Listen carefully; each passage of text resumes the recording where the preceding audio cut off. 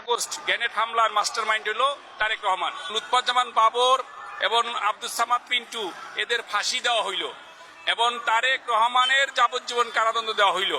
এই ঘোষণা করার সাথে সাথে লুৎফুজ্জামান বাবর বসার থেকে দাঁড়িয়ে খুব চিল্লে বলতেছে, আমার যদি ফাঁসি হয় তারেক হবে ডাবল ফাঁসি। কারণ তারেক হচ্ছে এই হত্যাকাণ্ডের মূল হোতা, মাস্টার মাইন্ড। তার নির্দেশেই আমরা এই ঘটনা ঘটিয়েছি। ওর কেন যাবজ্জীবন হবে আর আমার ফাঁসি হবে কেন? তার মানে কি যে এই ঘটনার জন্য মূল নায়ক হচ্ছে তারেক রহমান।